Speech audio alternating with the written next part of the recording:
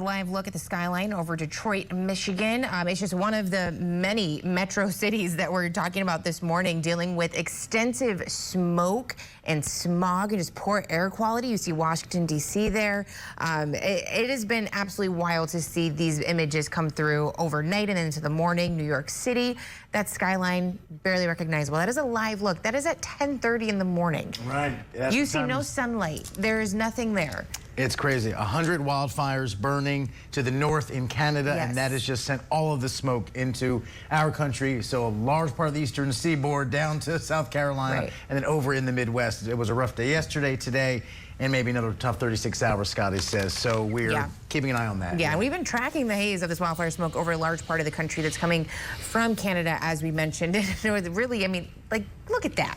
I mean, yeah, that's how bad it got yesterday. Yeah. Look at that, like all orangey. It is unreal. The smoke first drifted into the Northeast, then the Midwest. Now it's going even further south, and all of it threatening the health of tens of millions of Americans with poor air quality. At one point in all this, New York City had the worst air quality of any place on Earth, and it's not doing too much better today. Right. Also, Detroit now high on that list. So this is a tough week, tough few days. Let's get to William Barrett, National Senior Director of the Clean Air Initiative with the American Lung Association. Thanks for giving us some time this morning. Again, tens of millions of people in the path of all of this smoke. It's going to dominate, the majority of this week for a lot of folks. So what is the best advice? Because at the end of the day, not everyone can stay inside. There's school, there's work, there's errands, there's things you have to do. So people who should be on the lookout, who's most susceptible, I should say, to the smoke, and what steps can they take?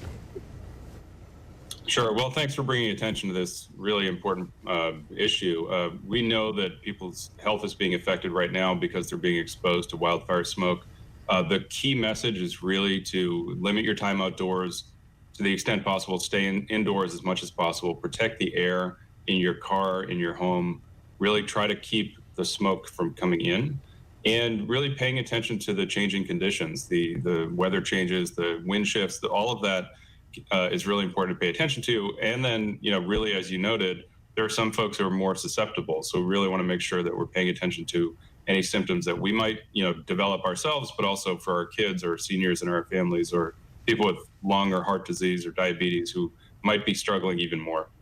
So when we're talking about, red flag warnings in places like Detroit in the Midwest, the mitten, as our meteorologist Scott Withers calls it, what does that kind of smoke and that dense smoke do to someone's lungs, whether they're outside for 5 minutes or an hour or 2 hours, even more?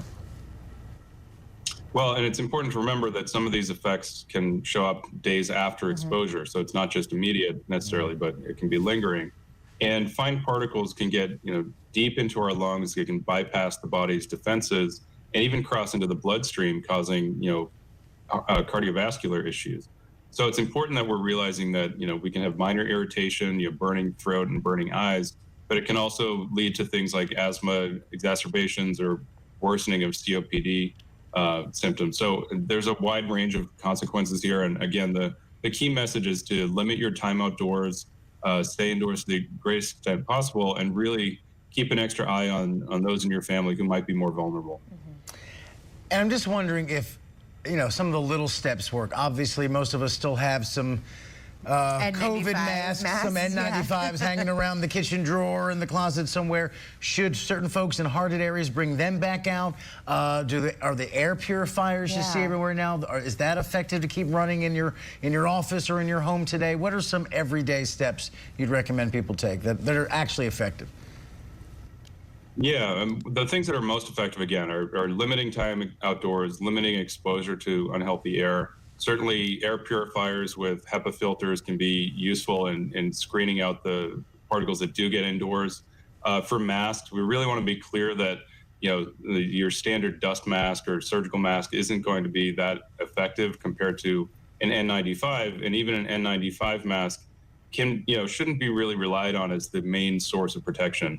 That might not be as effective for kids where they might not fit well, or it can make it more difficult to breathe for people with heart or lung diseases. So again, they can be effective in screening out fine particles if worn properly and in the right conditions, but really want to make sure that we're suggesting that people limit their exposures in general. Yeah, if you can stay inside, stay inside. You can keep your windows closed, even though it is hotter now, Scotty was saying, in the Northeast. So it's, I mean, you want to open a window, but you can't. You can't. You know, so. It's best to run the AC, have a purifier if you can. It's tough. Well, you're around California, so we know you are very familiar with fire smoke, wildfire smoke out there. So it's the Midwest and East Coast turn to kind of deal with it for a few days, but it's a lot. But thanks so much for the giving us some time and some insight and some good advice on what folks can do. Appreciate it.